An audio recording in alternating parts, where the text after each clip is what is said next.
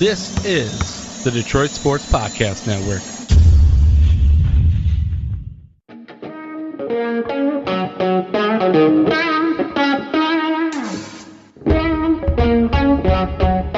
The biggest icon in podcasting.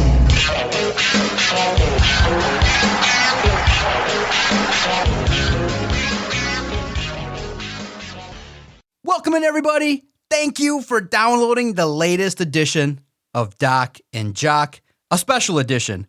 After the pandemic, what typically happened with broadcasters all across the country, podcasters, as you see them now when you see their videos, one host is in one location and the other host is in somewhere else. Adam and I spent 2 years apart from the Sterling Heights studio. Well, we said, screw it. After 700 plus days away, Adam is back sitting across from me, which should make for more fiery discussions, a lot more heated debate regarding what's going on in the world of Detroit sports. Adam, the Jock Strozinski, is here live in the building. He had his COVID test. I stuck the thing right up his nose, and because now I'm the tester, I get to wiggle it up in there. He's like, dude, they do it softer now. Take it easy. He's COVID-free, at least is what I think. Because what's happening, it is actually, I was excited that you pulled me aside, and I was like, oh no, is this it? You pulled me aside over a fun weekend. You're like, we got to have a talk. And I'm like, oh no, is he done? Did I say something? Have I taken it over too much? He said, nope, bro, things are going great. We have an opportunity to do the recording in a much better way. And in person, I said, yes, finally. It's much better in the process of doing this. We've had our most laughs. We've had our most fun recording in person. Cuz, welcome back. It feels so good to be in the studio. I told you it was weird because we haven't done this, like you said, in over 700 days, probably more than that. We should really get a calculation from the last show we did in person, but it feels so good to finally be here. So great to see your face, and I'm excited. Like, do you realize if we didn't do this in person together, we would never have that video? I think it was like our 100th, or maybe it was our 200th episode, maybe it was our 350th episode. I don't even remember because we're on episode whatever we're on, where you made me do the shots. I see the shot glasses right here in front of me, and then we taped it, put it on the internet. It was absolutely fantastic. We wouldn't have been able to do that if we weren't together in person, and we're back.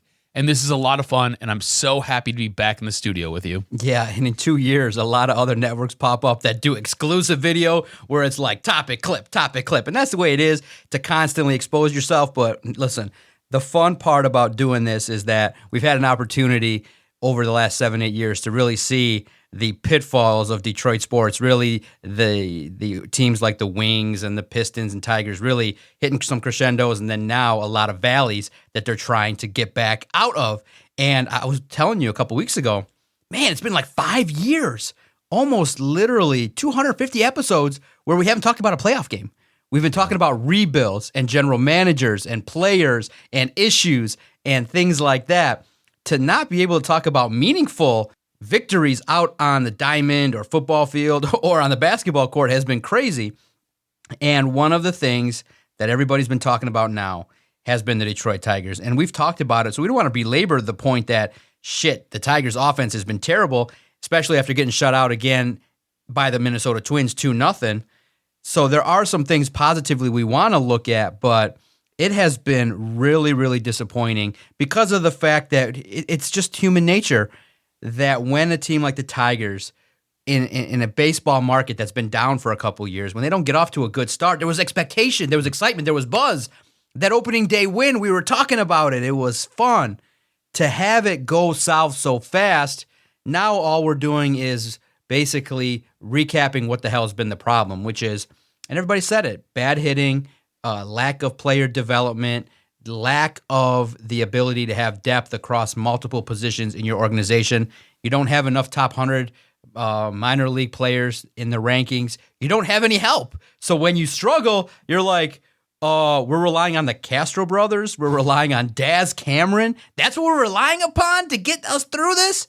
It's been disappointing at the highest level to see the Tigers go this way. And you and I love baseball. We would love to go down and crack a beer, but I don't want to sit and pay $20 for a ticket to have the opponent beat us 2-0.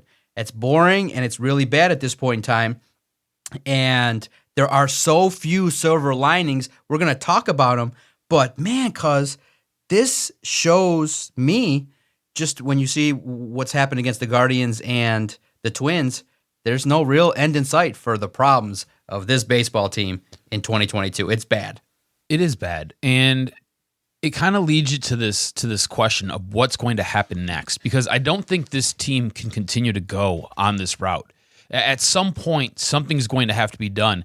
And I don't think what comes next should be coming from the general manager. I think it needs to come from the owner.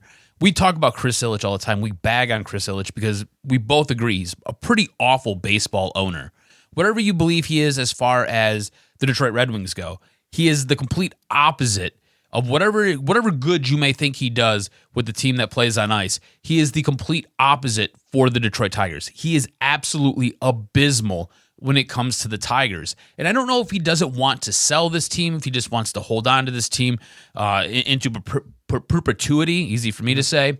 I'm not sure what his end goal is. Right now, this team is worth, I would say, pretty close to $1 billion. If he wanted to sell it, he would get back anything and everything that he wanted for him. That being said, I'm not sure what he wants to do.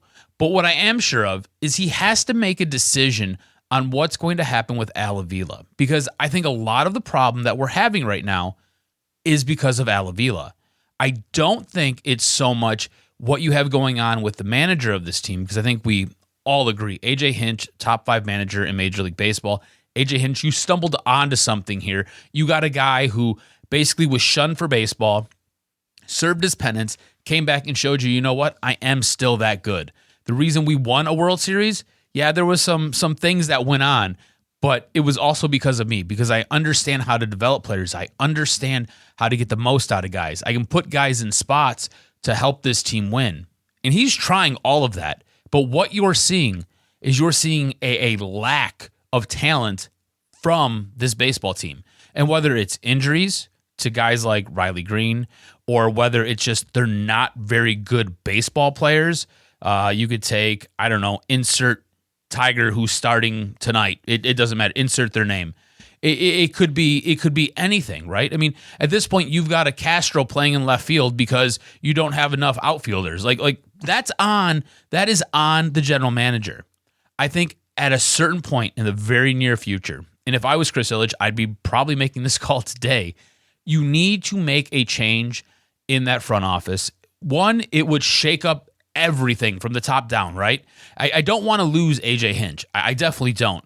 But you go out and you get a new general manager for this team, and you just fire this general manager.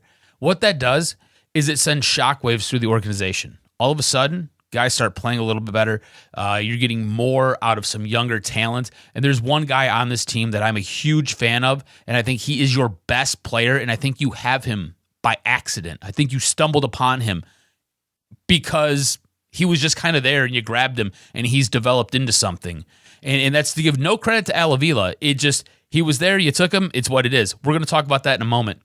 But at some point, something has to be done, and it has to come from the very, very top. And I think Chris Ilitch needs to at some point step up, and I think Al Avila has to be let go, because this can't continue. And recall, baseball runs their draft in like June.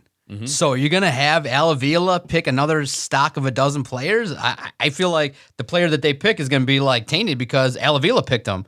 And it just, bottom line, 7 years in, you can't have this be the result. 14 games under 500, the expectation was simply play 500 baseball. It wasn't like Tiger fans were out here championing the position of, hey, win the World Series. Just get to the playoffs potentially with expansion.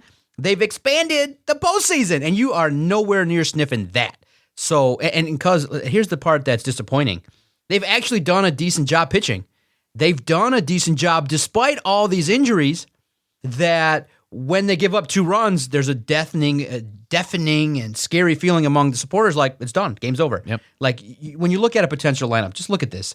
Look at this. Daz Cameron, Harold Castro, Jonathan Scope, Javier Baez, Jamer Candelaro. It's a murderer's row right there. Spencer Torkelson, Willie Castro, Eric Haas, and Derek Hill. Okay, is anybody that you just named, anybody Not one. over 250? No, I think maybe one or two. Right. You know what I mean? And Mick is your best hitter, and he's basically been reduced to a singles hitter. Yeah.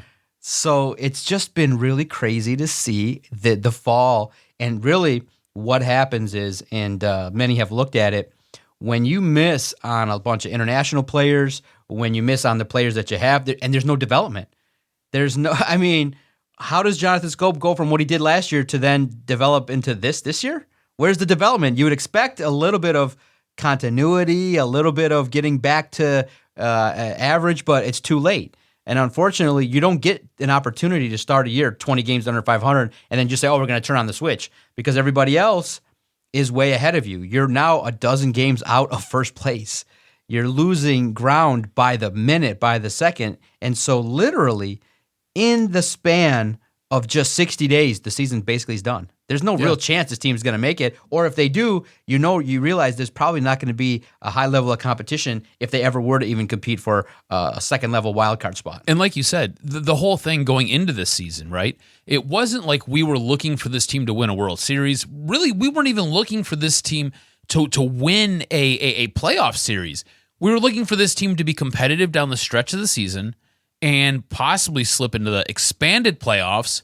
And whatever happens, happens. You were really just looking for this team to build on what took place last year, because last year there was a lot of good, especially down the stretch of the season.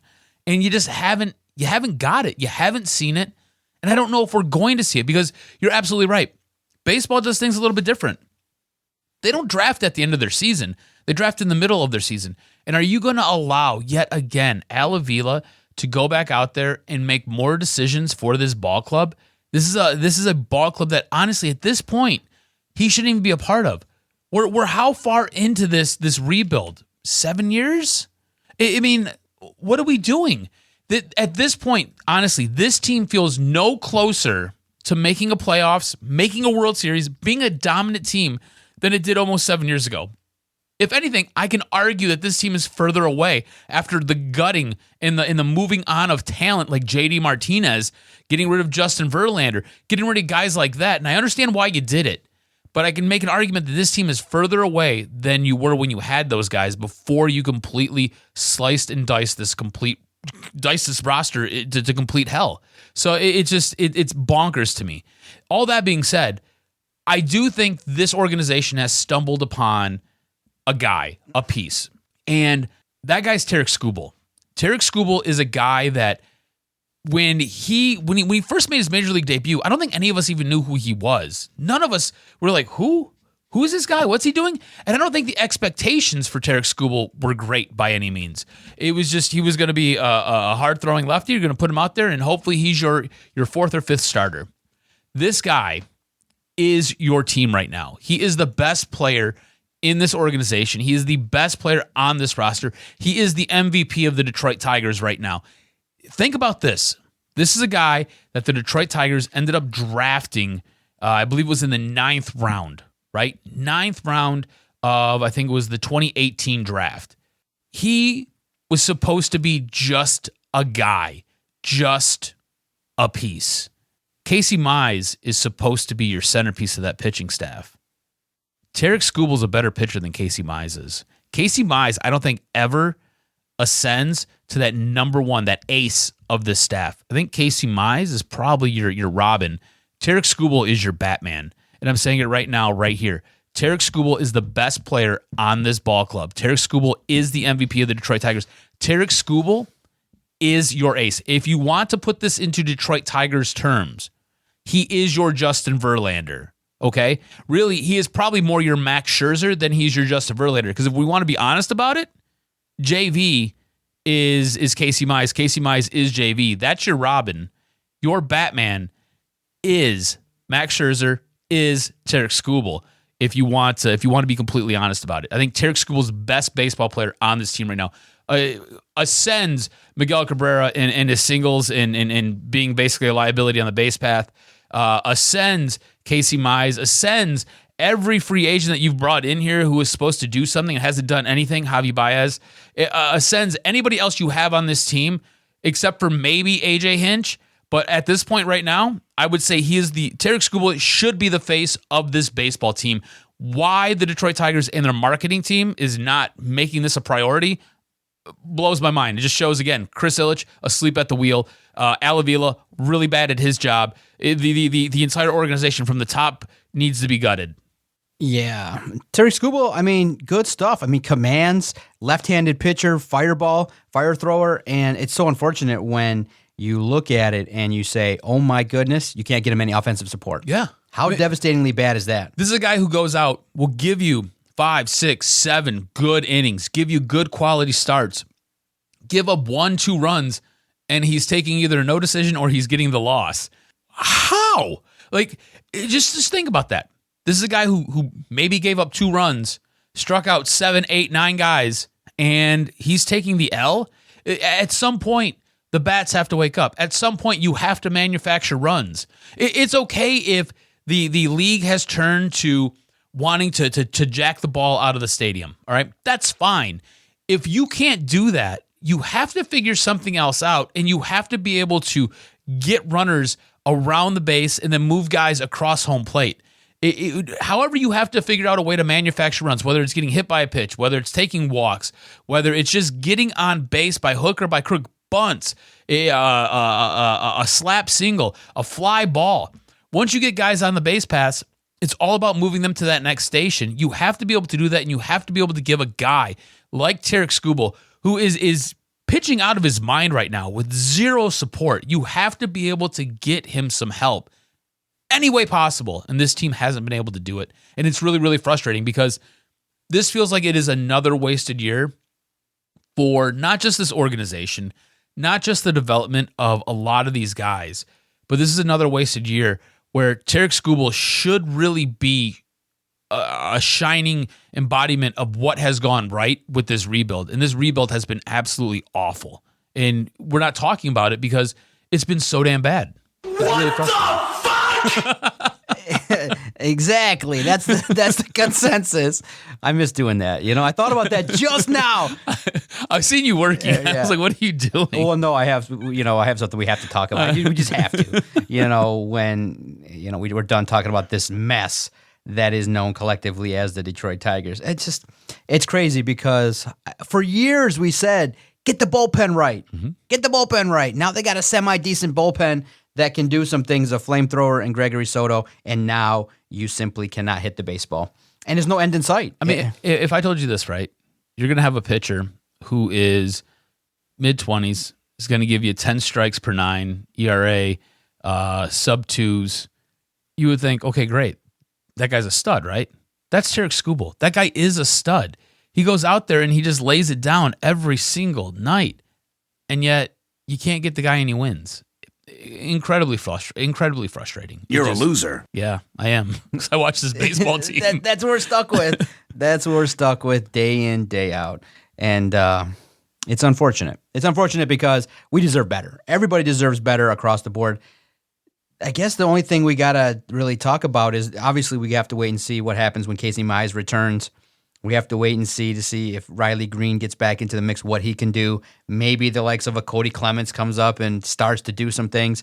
But unfortunately, the sense, and I'm curious to get your sense of it, do you sense at all that A.J. Hinch might be having his message just get filtered out, that maybe there's some underlying maybe disbelief in the manager? Because there doesn't seem to be that same magic and fire that you saw last year consistently.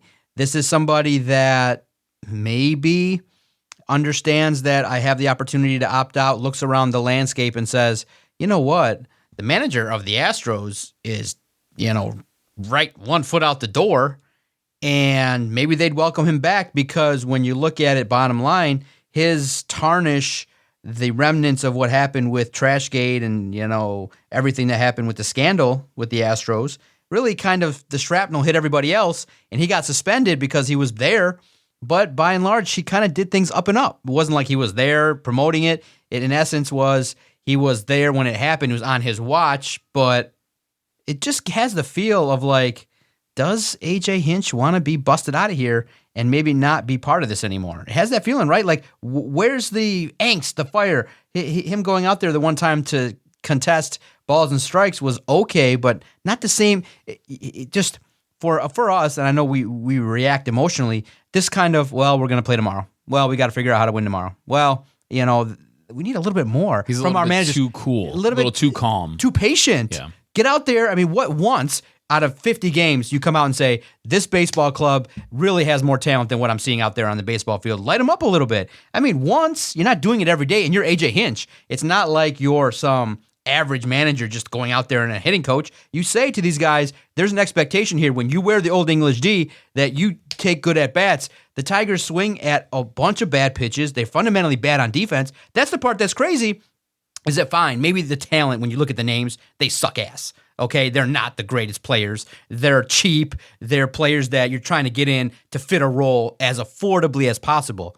But when you can't recognize that as a third baseman, you're supposed to throw to the cutoff here, to the shortstop, to the first baseman, when there's a constant wave of defensive errors, where's the attention to detail? Where's the trying? Where's the extra that we all expect from quality managers? You know what I mean? A little bit of attention to detail. Hey, you don't got to be the best team, but where's the fundamentals?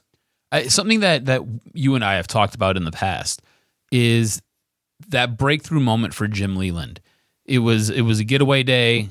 Team basically took the entire day off. Jim Leland went in and basically flipped over the catering tables and made a huge stink in his manager's office. You haven't had that moment yet from AJ Hinch, and now you don't want a manager to be outside of who he really is, but at a certain point, you do sometimes have to regain the attention of your ball club. And if that means that you've got to go out and you got to light them up in the media, you got to light them up while they're eating and you got to flip a catering table, you got to light them up in the middle of a game and you're going to pull somebody and basically sit them, you have to figure out a way to sometimes refocus your team and get them pointed back in the right direction. And we really haven't seen that. Now, last year, for as bad as things went early on in the season, he really righted that ship that later half. And it was really amazing to watch what he did with this young core, with this young group of guys. And you had guys who really shouldn't have been on a major league roster, at least not starting. You could have had some guys who maybe played roles on a major league roster, but definitely not starting. And he was able to get these guys into a competitive mindset and where they went out and they tried hard every night, and they won games, and they surprised teams. I don't know if maybe that lack of surprise is gone because of what happened last year, so this team isn't catching other teams sleeping, but something has to get adjusted, whether it's a firing of a position coach, whether if you go my route and you fire the general manager, or if it's probably more in line with what you want to see, get fired up, piss people off, flip a table over, get in somebody's face, and challenge them and see how they respond. Because right now, this no longer looks like the Tigers. Honestly, it looks like a bunch of whimpering kitty cats is what it looks like. There's no fight on this team. There is zero fight. I think that's the most frustrating thing if you're a Detroit Tigers fan right now. But I pity the fool. That's what it is. We're all fools watching game in and game out. That's it's just tough. It's tough. But yeah, I don't see any. We always try to look for silver linings. The young pitchers, I mean, when you hear Matt Manning goes out there and then he's lightheaded, it's like, how is he lightheaded? Handle your business, you know? So that's where we're at with the Tigers. Potentially, still at it with the Twins. Maybe there's a weather situation going on with Wednesday's contest that may not take place. But let's take just a quick look here at what's upcoming for the Tigers on their upcoming schedule as they head into June. You don't want to be irrelevant. That's the worst thing you can be, is irrelevant where nobody cares. We've still given them time, time on this podcast, but look what's next, cuz. Comerica Park beginning on Thursday, which is today, podcast debut day. Tigers and Guardians back at Comerica. Four games, and then you revisit again at Comerica with the Twins, and then the Blue Jays. I mean, look at this. Thursday, Friday, Saturday, Sunday, weekend contest with the Guardians at Comerica. Monday, Tuesday, a Tuesday doubleheader against the Twins. And then you start Wednesday night game. Look at that. You got a lot of games with the Twins next week. So you got a chance to revisit this series. Make up some room there. Yeah, and then you kick it off with the Blue Jays next week. So it's Guardians and Twins again. And you're playing 500 there. So you're 14 games under 500, and you just had a loop on the road, and now you get a loop at home. So maybe you take advantage in the next week and maybe kick it down to 10 games under 500. But that's what we're left to. That is what we're left to here in Detroit sports, is just hoping, scratching, clawing, looking for anything in terms of positivity. Now, we're going to hit on the Detroit Tigers. We're going to hit on the Detroit Lions in just a quick moment here. We got to talk about OTAs, which are going to take place on Thursday. Make sure you pay attention to @Detroit Podcast, and we'll talk about the expectations for some of the rookies, and then we'll talk a little bit about one of the teams here. Hell, if they're not going to play good here in Motown, maybe they'll play good overseas. We'll talk about a team that might end up playing in France for a game. Definitely interesting on the rundown. But I have to play this. I mean, I played it for you earlier on Wednesday. I have to play this because it really is crazy in the height of media what is going on. I got to play this. This is a professional athlete that got into a beef earlier at OTAs for the 49ers. This is so funny. This is classic. I mean, you have to play it. You almost have to play it in its entirety, but we'll try to take out the best couple minutes of it. A player had a beef named Javon Kinlaw, who's obviously been criticized, been injured a lot, maybe not meeting expectations. Grant Cohn works for the SI Media Group, covers the 49ers. And this is somebody that kind of is known as a young person that maybe is willing to rile it up, say some things that maybe he's not supposed to say, but is direct. He's there. He shows up. Kinlaw approaches him at OTAs. They have an interaction. That interaction was terse, tense. Oh, good use on the word terse. Terse. It's Look not at friendly. Did you grab the vocabulary book this morning? What's going on? Good usage. My vocabulary has improved over 2 years. My thesaurus has expanded. Terse, tense, not good. How Grant Cohn then finagles that into another interview later in the night is crazy. There's the credit he gets for saying, "Hey, let's talk. I want to iron it out." But Kinlaw comes on. It's all over the internet. TMZ. We're not going to do it on the Lions site because it's probably out of our lane. But on the podcast, you have to talk about it. Listen to this exchange. This is broadcast live on the internet on, I believe, Tuesday night. Listen to this. Listen to this kind of talk where he's just basically saying, I know you're talking shit about me. Stop it or else. Name. All right, Javon. Put some respect on my name, brother. Stop talking about me like I'm an animal or something, brother. What did I say about you? Don't worry. Don't worry about none of that. Don't worry about none of that. You already know. Javon, if you're going to come on my channel, you want to try to bring me hardcore facts, bro. Javon, you're going to come on my channel and tell me what to say and what not to say. You should have some posts. What did I say about you? Nobody fucks with that. Nobody fucks with you. You don't even understand that. Nobody fucks with you, brother. You need to go find a new job. Nobody fucks with you. What does that mean? What do you mean? What it mean? Nobody fucks with you. Are you sure? Nobody fucks with you, fam. And the only reason I'm getting on here stooping to your level this low is because I feel like it got to be done. Somebody got to do it, and it's going to be me. Somebody got to press you, fam. You like to come on here and try to bully people on the internet. But when I press up on you in fucking person, you fucking shaking like a coward, voice lighter than my fucking baby, fam. What's up with that? I'm scared of you, Javon? What's up with that, fam? You think I'm scared of you, Javon? Fam, I don't give a fuck if you are or not. All I know is when I walked up on you, your fucking body temperature was fucking cold as ice. Straight check bitch. My body temperature? Straight bitch. Your fucking balls shriveled up. Little dick nigga. Hey, Javon, do you think playing with me, bro? Javon, do you think you're representing the 49ers well right now? On this internet, bro. Javon, do you think the 49ers are proud of what you're saying right now? Stop playing with me like you know me, bro. I don't even know why you're mad, Javon. I'm not one of your friends. You still haven't explained why you're mad. You don't know me, bro. I don't. Stop playing with me on this fucking internet, bro. I don't. Stop playing with me like that, Javon. Stop playing with me, bro. Stop playing with my name, bro. Is there anything else you want to say? I got kids to raise, bro. All right, Stop playing with my fucking name on the internet, bro. Hey, Javon, let me tell you something. Bro, fuck all that, man. Stop playing with my name, bro. Like, you're not going to see me every single day, bro. I'm there. I'm going to be there every day. Stop playing with me, bro. I'm going to be there every day, Javon. Stop playing with me, bro. This is crazy. This is, and there was more. There was another 5 minutes of this.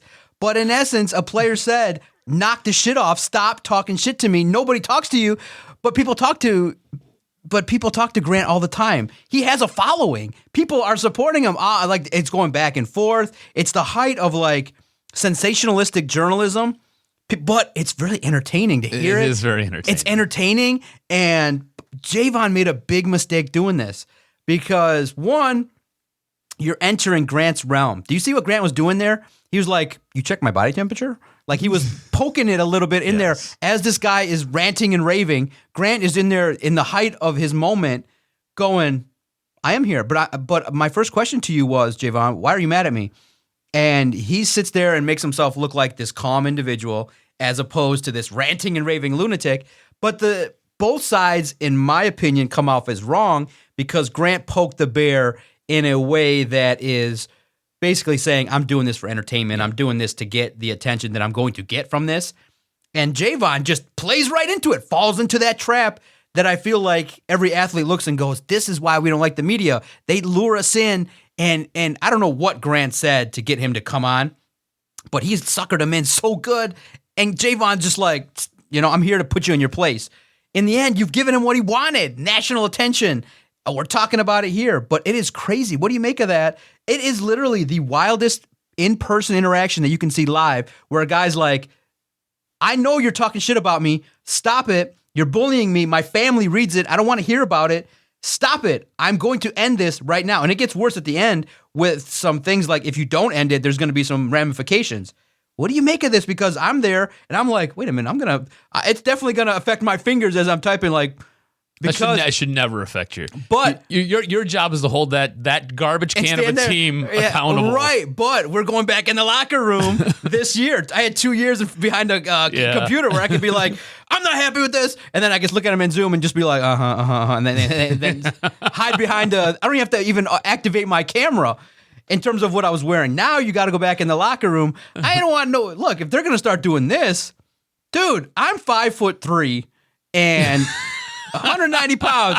Some guy could pick me up by my neck and be like, I read what your scout said there, 30,000 times, I have a bad feeling because we got a scout that luckily I don't let him do that with the Lions. He is just on a bender about Trey Lance. Trey Lance is a bust. He's got a bit. And he is going on and on and on all day, every day. Trey Lance is a bust. I'm watching film. I'm the expert. He's a bust. He'll never make it.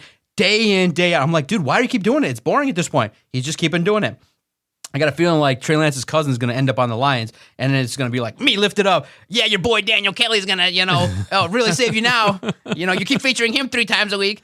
That's scary, bro. It's funny as we're talking about it on a podcast, but it opens up a can of worms that a player is bombing a media member on video in a national spotlight. It's going to go everywhere. TMZ made its way to all the publications. It'll probably make its way to all the big ones. Obviously, I got it from a national podcast site and radio station. Dude, what do you make of that? You listen to it all, and the more you hear it, the crazier it sounds. Mm-hmm. It's so initially over the line. Yes. So like initially when I watched it, my first response to you was it was more in regards to what Grant was doing, right?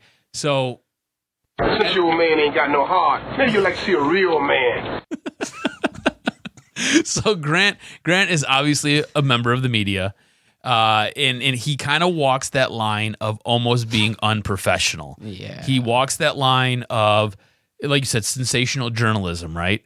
So I'm looking for a story. I just created one, and now I'm in the middle of the story. I'm in the story. Yeah, like that's not your job. Your job is to report the story and in certain instances, give an opinion on what's taking place. Now, it sounds like he gives a lot of opinions on Javon Kinlaw, and that's pissed off Javon Kinlaw quite a bit. Ooh. Now, look, there was a video before this that took place at the 49ers training at the 49ers training facility, and he kind of lays out what took place that day. And that in it and of itself is incredibly interesting for a player to be that brash, to basically walk up to you and provoke you as a media member, because that's what took place. Javon addressed him and confronted him, and he talks about it in that video that we just heard. But that is out of line too, because at a certain point, you're both professionals, right? You're both doing your job. Your job is to write about the team and critique them and give your opinion about them. And your job as a player is to go out there and play. You do have a media obligation. It's in your contract. You sign that. That's what you get paid the big bucks for. You have to address the media, right? Whether you want to or not, you have to.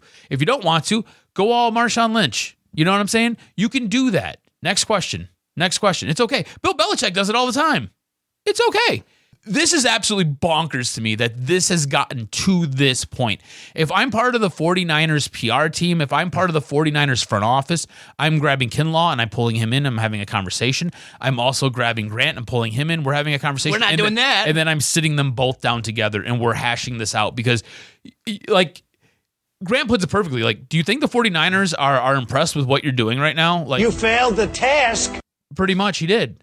I don't look. Kinlaw could have done this differently, right? But Grant basically sets him up, and he harpoons him, hook, line, and sinker. Okay, I got to ask you this. Yeah. Okay, because it's interesting in that it is great. It is gripping. It's great content. You never ever see this. You never see it.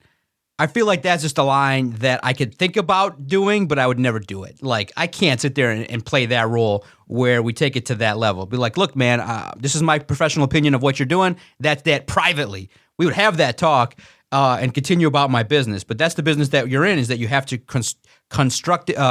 criticize constructively. Mm-hmm. And it just felt like Javon felt like maybe Grant in the tone in which he was saying that, and the media does it where he's like, well, this guy's often in the training room a lot and things like that. And we've done that too, obviously, with players like Kerryon Johnson. Also, can Kinlaw show up on a video and not be eating? Yeah, he was chowing down. Bro, he was like... He was fully comfortable.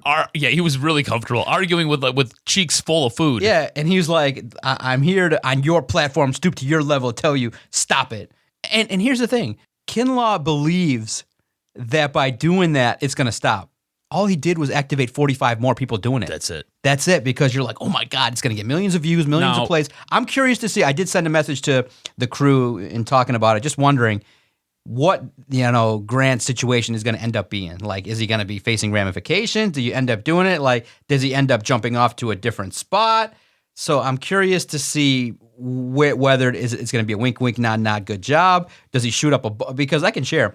We have an understanding in terms of the network, who does what, and we get an understanding of where we're at in that. I'm curious to see in the next report where that goes with the 49ers. Because for sure. If it's there and he does it and he jumps way ahead of other known established sites and he's still doing the job, then you'll know, wink, wink, nod, nod, amazing clicks. Yeah. So we'll know right away the impact of what he did. I don't feel like doing it that way. Yes, you like attention. You do things for attention. Like the blessing on Wednesday, I just asked a simple question. Should the Lions retire Calvin Johnson's number? It's one of many articles. It was talked about on a show like the ones we're watching here over our shoulder. Okay, a player thought this about it. That was it. For whatever reason, it hits on a certain topic about people's feelings about Calvin Johnson, and it started getting debated, retweeted, commented, and things like that. And then people in their responses are like, why is this a question? Well, it's a question because my job is to spark debate, talk about things. So here's the thing. The whole thing that this podcast was founded and built upon was talking shit to make attention, make noise. It was basically that interaction with the fan base, right? Yeah. It was this is what we're talking about. So what do you guys think? Exactly, and that's what it is. So when people ask why, you're going to get the funniest response from me ever. Well, why? Because it got attention. It got 200 comments. It got 100 retweets, 1,000 likes. Because people want to talk about it. That's why I did it, and obviously people read it. So hey, that's what it is. But for me, I think we can summarize. It's a little over the line, over the top, in terms of that's not the interaction you want to portray as a media member, and that's not the interaction you want to portray as a professional athlete. But Grant did act professionally on the video in that he just said, why are you mad at me? What is it that you're upset about? But the extra poke in the bear, you checked my temperature? Did this and that, like just kind of throwing it in there, egged him on a little bit, and he was definitely, some of the responses that you saw were, Grant finally achieved his star moment. He's in TMZ. That's not exactly what you want to be known for. It'll get you temporary shine, but I don't think that it's going to be long-lasting. But interesting stuff. Definitely interesting. Very interesting. It's definitely interesting to see that interaction. Let's just hope it doesn't get carried further in line with what could happen between interactions between athletes and the media members. So let's see how it progresses. All right, cuz, Thursday, OTAs, SIL Lions, Detroit Sports Podcast will be out at Allen Park. We'll have an opportunity to talk to Dan Campbell. We'll have an opportunity to check in again on Aiden Hutchinson, where he will not just be battling against undrafted free agents and rookies. We will get a chance to see 7-on-7 drills, the walkthrough specifically. We'll see an opportunity to see positional drills, Aiden Hutchinson will get a chance to battle not only Taylor Decker, but Penei Sewell. We'll get a chance just to check in with Jameson Williams, check in with the rookies, and to check in with Dan Campbell. So I'm definitely curious. What are your early thoughts now just about OTAs? What do you want to get out of these next couple days? In the mix now, in the next couple weeks, we'll talk about minicamp will also happen in the first week of June. But at this point in time, early expectations. What are your thoughts about some of the rookies and what you want to observe over the next 4 days? What do you want to pay attention to when you see reports about the Lions and what they're doing out there on the field? It's going to be, like I said, it's a walkthrough. Mm-hmm. They're not battling. They're not wearing pads, but they are competing. You will get to see positional moves. You'll get to see Jared Goff throwing the football. You'll get to see some of the receivers running routes. You'll get to see what these guys look like. How injured is Romeo Okwara? How does Jeff look? How does Jeff Okudah look out there? How do these players look when they're running their drills and the cone drills and stuff like that? We'll get a chance to see it. What are you interested in? I know the big two are going to be Aiden Hutchinson and Jameson Williams, but what do you want to see? What can I bring to you, the consumer? So really for me, it is who's actually participating. I mean, at this point, you've already covered on some of the names, right? Like Jeff Okudah recovering from an Achilles injury. Is he able to be out there? Is he able to go through certain walkthroughs? I don't expect him to be running drills, but is he able to participate? Are other guys on this team, like Romeo Okwara, is he able to get involved with some of the drills, or is he also off on the side on a stationary bike? So it's who's able to participate in these drills. As far as wide receivers, just as a group go, right? You mentioned they'll be running drills. I want to see them getting in and out of the breaks. I want to see how they look. Here's the thing. At this point, guys are such good athletes. It usually takes another athlete in front of them to really kind of highlight where they're lacking and what they're not really doing. But sometimes you can watch a guy and you're just like, I don't understand how he made this team or how he's here. So I want to know if there's any guys like that where the footwork's not really there. What they're trying to do, they're not comprehending it, and they're not able to perform what's being asked of them. Because at that point, that is an immediate red flag for me for a player. And then what happens is the next stage, when you get into training camp, those are guys that I'm watching much more closely because you weren't able to do it when there was really nobody in front of you. You weren't really able to do it when it was just a walkthrough. So now how do you look when you got a guy bodying you up and trying to take your job? Like, how does that look? So those would be things that I would initially want to see, things that I would like to make notes on. And that's really what this is. It's making notes so when we get into training camp, I know who to focus on a little bit more. And really, if you get guys doing some 7-on-7 drills, I want to see those wide receivers and I want to see those cornerbacks really challenging each other. I want to see what that looks like. I want to see what those offensive linemen who are basically across from the defensive line, I want to see them basically fire off the ball because that's all you're doing. You're just firing off the ball. You're not hitting anybody. You're firing off and you might get a hand in the chest. Those defensive linemen, I just want to see you fire off the ball too. And in a case like Aiden Hutchinson, because he's going to be a guy who is going to be very closely watched. When you fire off the ball, do you do a quick swim move just to show that you can get around a guy, that you can get a step on a guy? And this is a thing where, again, nobody's going at 100%, nor should they. Everybody's probably going at about 30, 40%, and that's about it.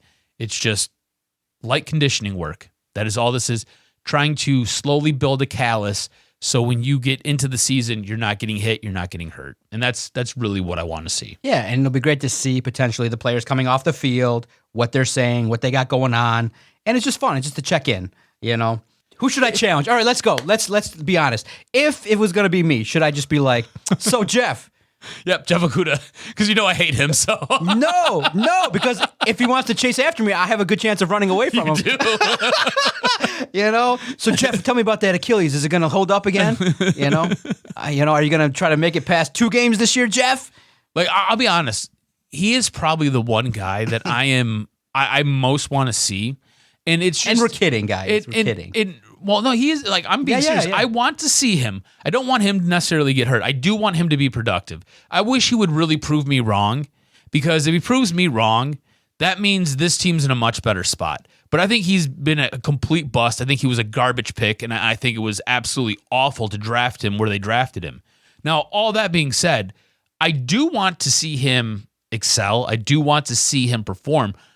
My big concern is, where is he at in his recovery? And at what point, if at all, does his explosiveness come back? And can we see that as he's going through practice, as he's going through OTAs, as he's doing work? Because I would hate for him to get into the game and it re-tear. I'd hate for him to get in the game and the other one goes.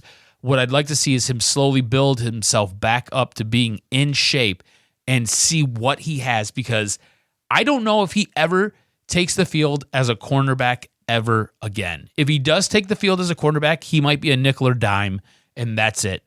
I see him moving to play a safety, probably strong safety, so he can come up in the box and try to help with the run a little bit, just because I don't think he's going to have that explosiveness. I don't think he's going to have the ability to go up really high point a football and come away with it, or make a play on a receiver who is anywhere from 6'2 to 6'5. I just don't see him having that ability anymore. Not that he had it, or that he's demonstrated, or that he showed it his entire time with the Detroit Lions. One thing I also want to check in on is the quarterbacks. Tim Boyle, David Blau. There's a rookie that they invited that was a tryout opportunity there they brought in. Does he get? I think his last name's Sampson. Does he get an opportunity? Why the quarterback class or the quarterback room here just so poor? Go through the names that you just went through as you're like Tim Boyle. I just started laughing. It's not good. There's zero competition in that room. It is Jared Goff. And it is Jared Goff. And I think I've heard it discussed, and it makes sense to me. They're throwing their eggs in the basket of Jared Goff. Mm-hmm.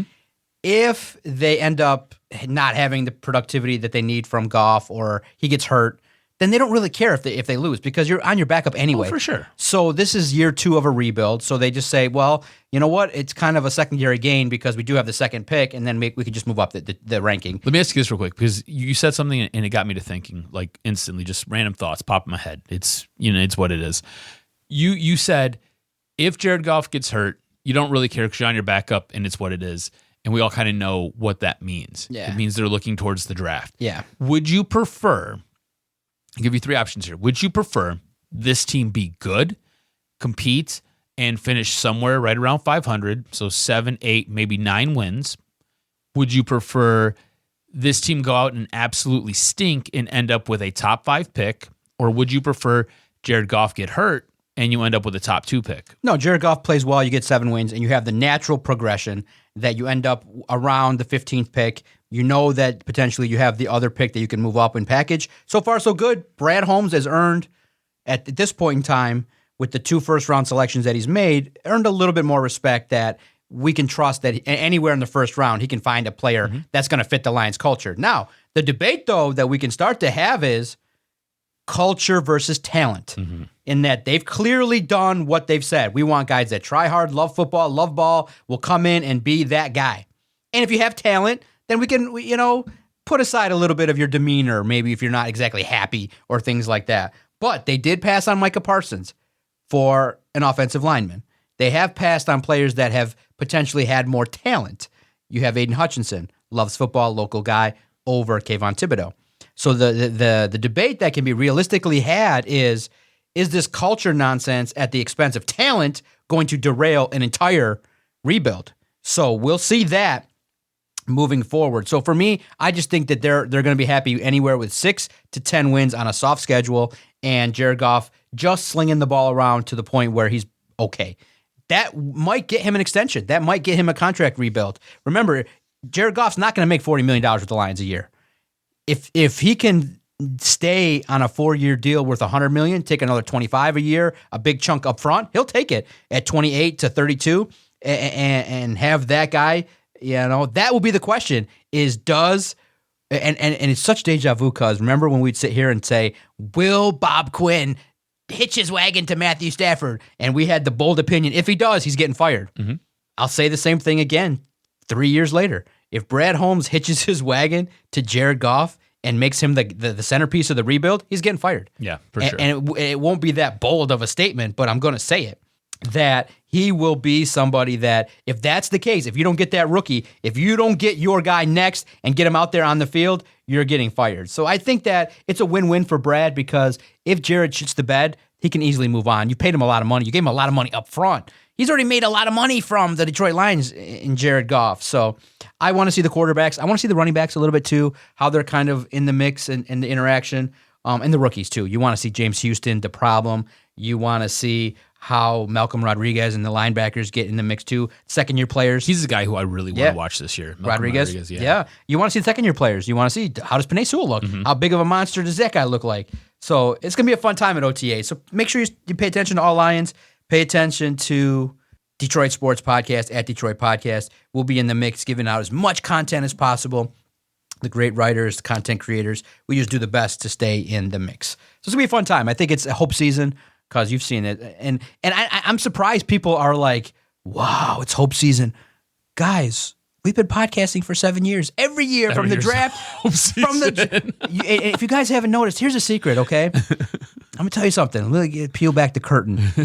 We have ratcheted up the hope season every year since we've been doing this. So the first year we were like, why are you guys all hopeful? This is crazy. And the next year we're like, could the Lions get to the playoffs? And then the next year, could the Lions compete against the Packers? And then the next year, should the Lions compete against the Packers? And now this year, we're just like, fuck it. The Lions are in the mix to be the sleeper team. You know, the fourth and fifth year was like that word sleeper got in the mix there into our formula. Could the Lions be the sleeper team of the league? Should the Lions be the sleeper team? Now it's 15 media members say the Lions are going to be the sleeper team. You guys eat that shit up like it's water. So I'll bring it to you a little bit. But it's fun. It's fun because we bring both sides. The blessing of, if you notice, we do it all. The fun, the fanboy, the trolling, the factual journalism. We do it all. And I think it encompasses a great name, All Lions and Detroit Sports Podcast. You guys love that cornbread. Jesus. And it's like the doctor's like, guys, easy on the sugar. And you got some moron with the podcast just dumping more sugar. Like, oh my God, is Aiden Hutchinson going to be? I joked, and I can share a little bit of a joke. You know, when we were watching Aiden stretch, so I said to one of the bloggers that's popular, that has a classic name, I said, so is this a Hall of Fame stretch? You going to write it? And then I walked by and I said, you know, I'm always camera ready, tanned and heavy. I know that's what your audience wants to see. And he looked at me like, get the hell out of here. So I get to joke around now. I'm at that point where I don't care. I'm successful, doing whatever we want. We're in the mix, having a good time with it. So that's where we're at with the Lions. Hope season, Kool-Aid season, and the extra sugar. Sugar Bay, baby, just putting it in there. The Lions are in the mix to be the team that dethrones the Packers. Boom, salt. Enjoy it. All right, last topic. The Pistons, and it was really nothing burger to me because, you know, I'm not covering the Pistons to that much of a degree, but we're in the mix. We pay attention to the Pistons. The Pistons, I think the more interesting topic, we'll get to it at the end after this. Pistons are going overseas, going to play in France in an international series contest in 2022-2023 season. Interesting.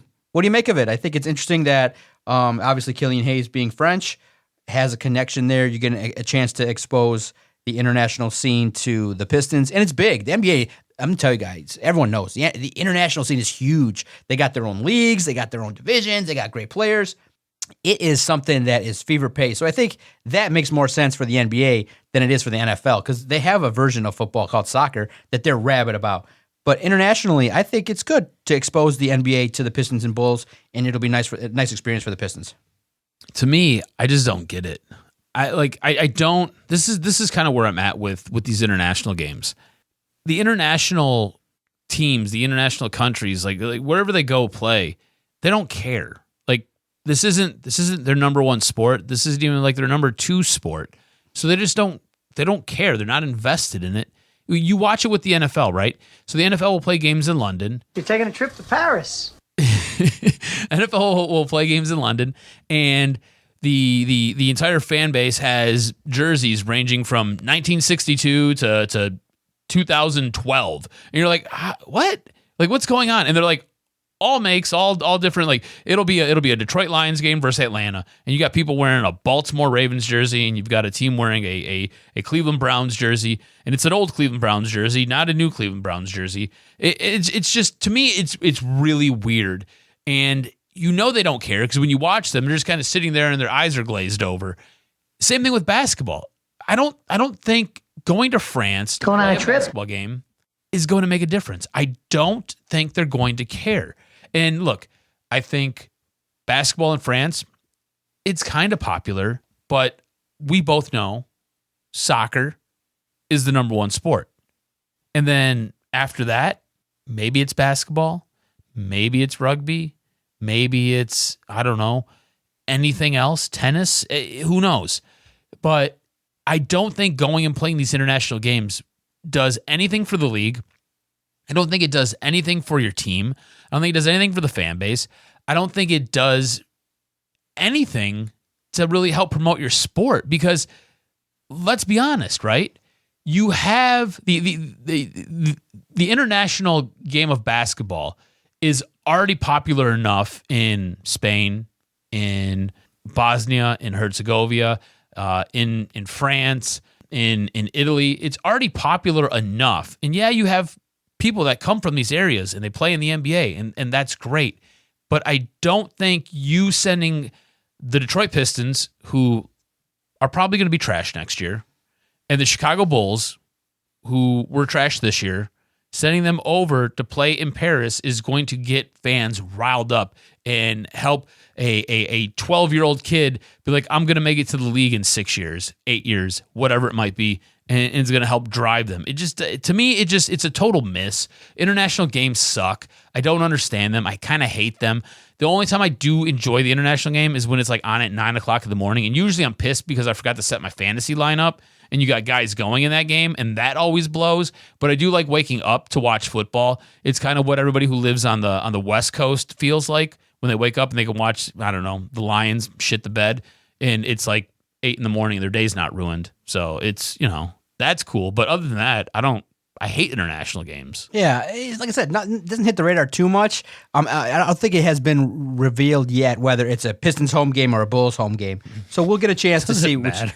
I mean, yeah, I want to see them one last time. I don't, you know what I mean? The Pistons are in a tough spot with what they got going on with their rebuild, and I think you and I are in the same boat that you need a better head coach to guide this younger team. I want to ask you because I don't know. Maybe I was being a negative Nancy. Maybe I thought you could have did the same thing had you done it in private collectively, but there's a playoff series going on, and it's in Boston, and there's the Pistons, and there's the Pistons head coach, and you're like, what's going on here? And they're like, yeah, let's go see some greatness, and let's go watch. You got Cade Cunningham and his teammates, and then you got on the other side in that row of Pistons is Dwayne Casey. And I'm like, yes, you should be paying attention to what the great teams do. But you don't see other teams go, like you see that in college, you see that in high school. Well, let's go sit behind and watch the great players. You do that, but I think they could have did that. You guys are rich. Get a house and all get together and watch it. You don't got to be in the arena. Yeah. Do you think being in the arena got them closer to greatness? No. What's going on here? I kind of feel like it kind of tells you where we're at in this rebuild for the Pistons. This is, like you said, you see it in college. You see it in high school. It's a really young team, right? At the core, it's a really young team. And I think you see that young core mindset with moves like this. You're never going to see a team that is led by LeBron James show up at, I don't know, in Golden State to watch what Steph Curry's doing. You're just not going to see that. That's not happening. Now, LeBron might go take the game in, but he's not getting all of his teammates together, and he's not getting whoever his head coach will be to go watch that. They're just not doing that. I think this is good from the stance and from the perspective. It's team building. It's getting the guys together, and what they're doing is they are watching other individuals who are ahead of them, who are better than them, and watching what they do. They're understanding the commitment that it takes to get to this point, and they're going to try to use some of that as either motivation, or they're going to try to take it and try to fine-tune and tweak parts of their game. So I think it's a good thing. I don't necessarily think it's a bad thing. I just think it's a weird thing. Like I said, you don't ever see athletes travel as an entire team to go watch other athletes play in the finals. Usually, once you're out, season's over, you're on the links, you're playing golf. You're in Cancun, you're sitting on a giant rubber ducky floating in the water. You're in the gym working on your game like Ansis usually does, right? It's one of those things where you're constantly working on something or you're relaxing. You're not traveling as a unit to go watch other guys try to win a championship. It sounds so weird to say it. Like, What the fuck is that? Exactly. Yeah. What are they doing? That was my first thought. So it's interesting because you're like, the Pistons are watching another NBA team in the playoffs. Okay. It might be that case for the next 2 or 3 years. Before we get out of here, we got like a minute or two left. Ooh, number 5 pick. Do you see a player? I know we've talked about the player last week that we don't want.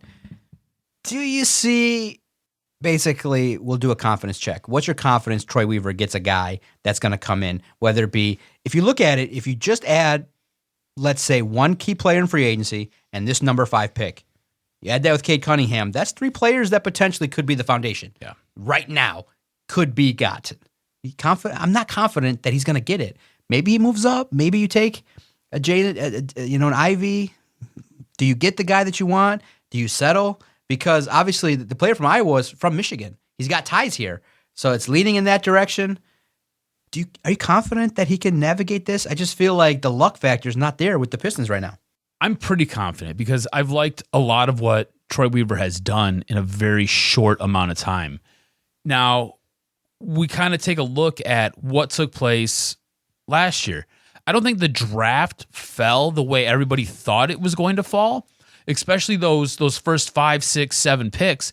Things kind of got a little bit shook up there.